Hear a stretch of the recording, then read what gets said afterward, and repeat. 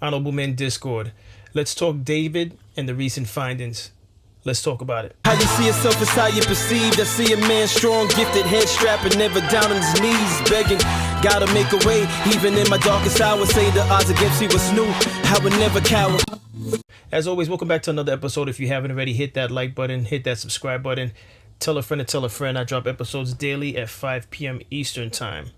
So, since my last video, or my last coverage on David, on April 20th, he and his attorney representing him have pled not guilty to any association with the death of Celeste Rivas Hernandez.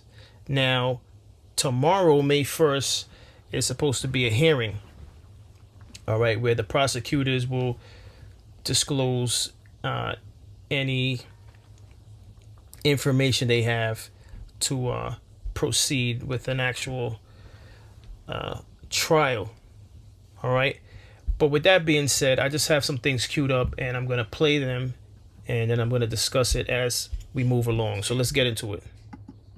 Of the music videos that this singer had put out, I'd not heard of him before, but apparently he was on the rise. We have played his music video on Fox 11 here, and there's talk of death, and there's blood, and there's, I believe, a body. So the music video, which is, he's a musician, and many musicians do put out graphic kind of product. Your thoughts on how that plays into this case? Yeah, it's a very topical issue right now, and I say that there is a man who's on death row scheduled to be executed this Thursday, and rap lyrics were used in the conviction that got him the death penalty.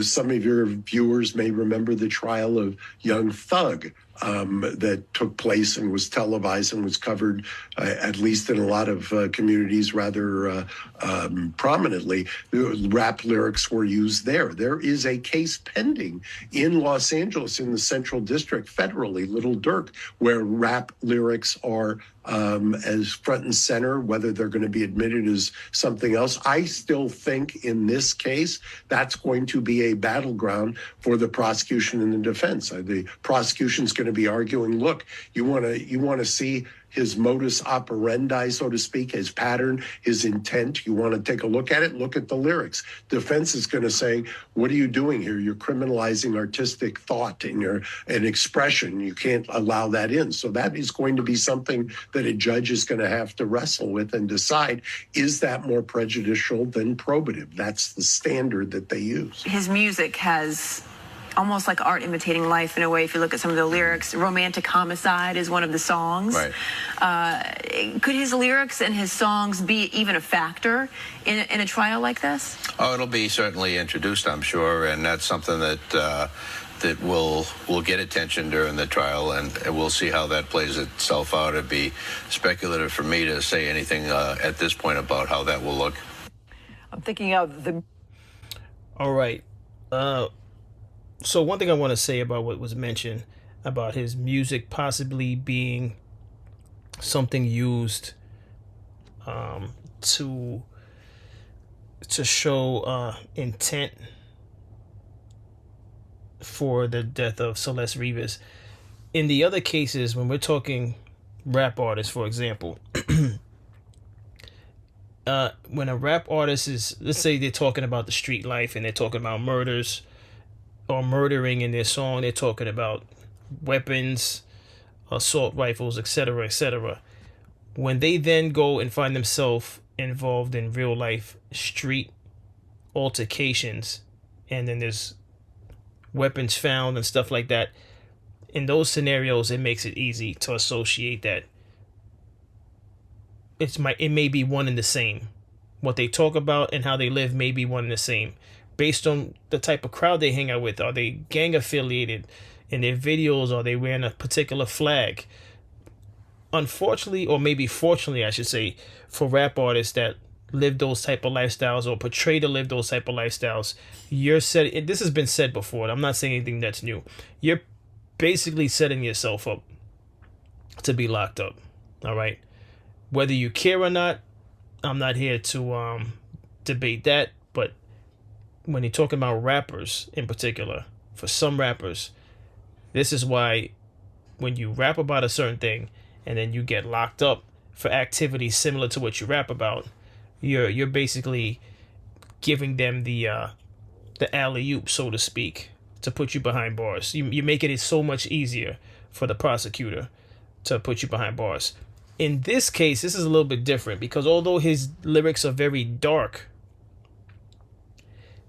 what the prosecutors need to show is what's his lifestyle like. In all these reports, whether it be on social media or news reports, we don't know too much, at least I don't know too much about David Burke. What is David Burke like? Not David the musician. As an artist, even though his lyrics are dark, he's actually talented. I'm not going to deny the fact that the young man is talented. But what is he like outside of creating music as an artist, as an Interscope artist? I believe he was signed to Interscope. All right. Now, during this, the first video I was playing, let me get to the second video. During this first video, I was looking up psychopathic traits, right? And this is some of the things that I found. It says involve a cluster of interpersonal, affective, and behavioral characteristics, including superficial charm, manipulation, callousness, lack of remorse, impulsivity. That word stuck out for me because I had this discussion with my cousin, and to me, I find it odd that not that it's impossible. Obviously, it's possible, given this case and other cases like it. I found it very strange that someone could be so talented musically and be capable of being that talented musically and on another spectrum be a completely different person, have a complete dark side. And this is not like for me, this is not like something like an accidental murder. This is not like a murder of passion where it's like, oh, you had an argument, and I'm not justifying anything what I'm about to say, but you had an argument with the person, and maybe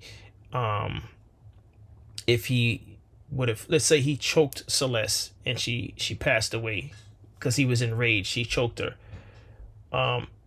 That's different from dismembering someone that you once cared for, unless you never cared for her. Dismembering someone takes another level of, I don't even know what to call it, and fill in the blanks for me. It just takes another level of a demonic type of individual. All right. And that's not to say murdering someone is acceptable. Absolutely not. It's not acceptable. But to dismember them after, and then who knows? And I hope for her, I hope for the family, I hope it wasn't a case where when she was being dismembered, she was still conscious. It would be horrible to know that. But these things will come out. I don't know if they're able to figure out these things with the condition of the remains. But let me continue. So impulsivity and antisocial behavior. So it says superficial charm, manipulation, callousness, lack of remorse, impulsivity, and antisocial behavior. These individuals often display fearless dominance, shallow emotions, and a disregard for social norms or the rights of others. I agree with that. Whoever did this, if it turns out that it wasn't David, they definitely embodied that. I believe you have to have a shallow emotions to pull something like this off, to do something like this. Disregard for social norms, absolutely, because to think you're gonna put the remains in the frunk of a Tesla and no one would discover it is, where was the thought or lack of thought or care for being discovered? It's just everything that's being disclosed so far. What we do know about this case, it reeks of all of this. All right. Disregard for social norms. There was no thought about, well, I could potentially be caught. No care in the world.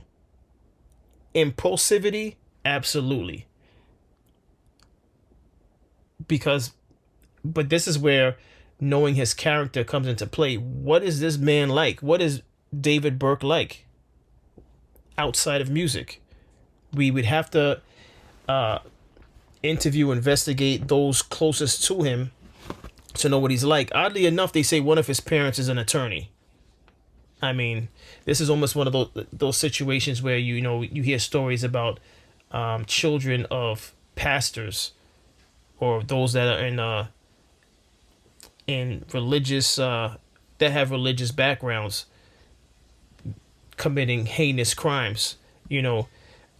Listen, having an attorney as a parent doesn't mean you're going to be a perfect child or you're going to be quote unquote normal, but it just adds to the whole bizarre nature of all the things that we're finding out.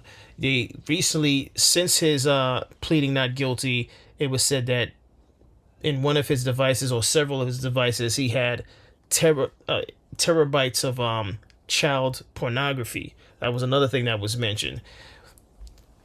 This is telling a little bit about who Burke is. Not just David, but who David Burke is. So those things are going to definitely play into what is disclosed tomorrow. But let me see some other things. It says for behavioral lifestyle, these types need for stimulation, frequently bored, and risk-taking. Again, that plays into the risk-taking part, plays into impulsivity. Risk-taking. It was a risk, whoever committed this, to do something like this and then leave the remains in a frunk. Who does that? In most cases, old cases, I watch a lot of investigative discoveries and things like that, and documentaries about things like this. And in most cases, people that commit crimes like this, there's a plan of action. Let me drive the remains someplace, bury it. Now, that doesn't mean all cases will be the same, but it still makes you wonder, why would they operate this way? Why would they operate this way? And again, everything I'm reading is what I looked up on psychopathic traits. All right? These are all bullet points of psychopathic traits. Low anxiety, fearlessness, a lack of worry, which can lead to bold, fearless behavior. This action that was taken against this young girl was completely a bold, fearless reaction. It's bold. It's not common that you hear that a person's body was dismembered. All right? It says failure to accept responsibility, always blaming others. Now, we haven't gotten to that point. He's pleading not guilty. He's not saying a lot. If anything, his attorney's doing all the talking at this time. So can't say there's a failure to accept responsibility. Failure to accept responsibility by having an attorney say not guilty, that would be the failure to accept responsibility. He has to know something. I don't buy that he doesn't know anything. I'm not here to say that he's guilty, because we all need to get more information and more evidence. But there is responsibility involved. This woman, this young lady, I should say, she wasn't a woman as yet, unfortunately. She was on lives with him. She's in photos with him. So why hasn't he said anything about his relationship with her? Why hasn't he displayed any remorse after finding out that she was found in the frunk? What was the last conversation he had with her? He's gonna have to attest to these things. He's not off scot-free. He has to attest. All right, so you were on tour when they found the remains.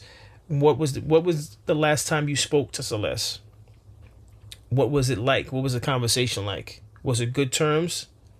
Was it bad terms? Etc. etc. Let me go into the next video. Just interviewed the lead detective on David's case, and it turns out that he was in fact fucking with way more young girls than just Celeste. David was renting out 2 mansions in very close proximity to each other. One where he was keeping Celeste, who was kidnapped, and one where he was keeping another girl who was 16 years of age at the time. That girl thankfully survived with probably gobs of hush money on her. And I'll roll you guys this clip, but the detective also confirms that there was literally emails sent to David's management by the school Celeste went to saying, hey, we think David might be involved in Celeste's disappearance. Can she come back? And she popped up in school the next day. Like, this guy is so evil. Here's the clips, guys. Let us know your thoughts. Please just let it go. There's no way to say he's innocent anymore. He's just not a good human. He's the devil. But it was no secret that she was with him. In fact, the school where she was going wrote his management by email and said, you know, paraphrasing it, there's a rumor that David might be involved in the disappearance of 13-year-old, Celeste Rivas Hernandez. If that's true, please make sure she gets home quickly. And she got home. She arrived the next day. And that email was received by his management company, and they did send it to him. I have proof of that. This is not the only girl he was involved with that was underage. He's got Celeste at the old house, the one where they did that live stream, and he's got another minor at the new house. So Gideon just interviewed the lead detective on David. Crazy. Known as David has asked for something of a glow-up before a key hearing in his murder case. Court records show his lawyers asked the judge to order a haircut, which was granted, and also order dress pants and a button-down shirt, which were denied, before a preliminary hearing set for Friday. That's where prosecutors may have to present a summary of the evidence, and the judge will decide if there's enough there to proceed to a jury trial. Also new, LAPD Chief Jim McDonnell said part of the reason 7 months elapsed between the discovery of Celeste Rivas Hernandez's remains and the arrest earlier this month was that physical evidence had degraded and some of it was no longer recoverable. Other court records show LAPD detectives served 54 search warrants in this case alone, which one veteran prosecutor said was a lot. David, whose legal name is David A. Burke, was charged last week with sexually abusing Rivas Hernandez, then allegedly murdering her a year ago. He's pleaded not guilty. The singer known as the singer, the autopsy came out for Celeste, the 13-year-old that was killed. I killed you, and I didn't even regret it. Yo, what's up with these guys that self-snitching, bro? He releases a song on September 7th, which is the birthday of the victim. The name of the song is called Romantic Homicide. The woman that's in the music video looks just like Celeste. The wounds are almost identical, and the weapon, to some degree, what was seen in the autopsy. He mentions murders on the back of his mind. The prosecutor might be able to use this. David the singer, the autopsy came out for Celeste, the 13-year-old that was... I absolutely think the prosecutor is going to use this. They're going to use it. Absolutely.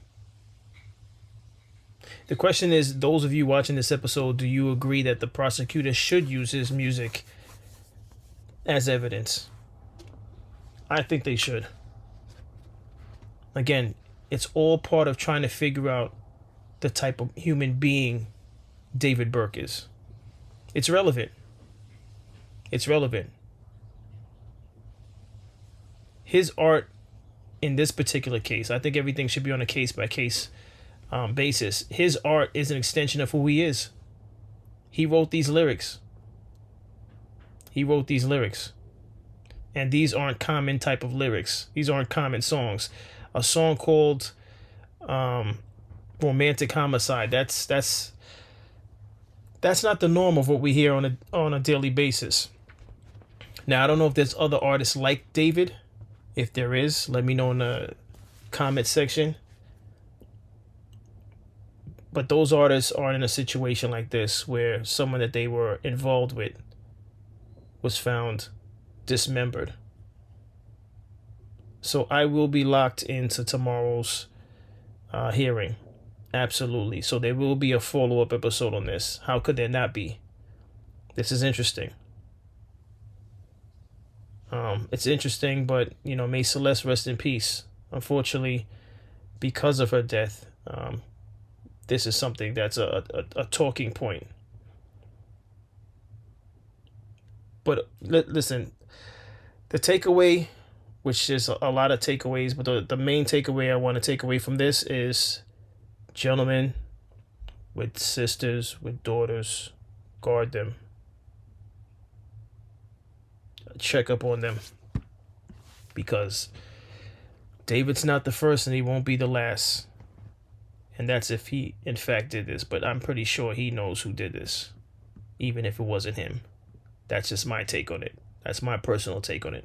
If he didn't do it, he knows who did it. So regardless of the fact, I believe he's involved in what happened to her. But that's my take. And I stand on it. But those of you that are interested in this case, like myself, you will be tuned in tomorrow to hear any updates, and I will be back with another episode. But listen, that's all I have on this. As always, I appreciate everyone for tuning in. If you haven't already, hit that like button, hit that subscribe button, tell a friend to tell a friend. I drop episodes daily at 5 p.m. Eastern Time. Stay honorable.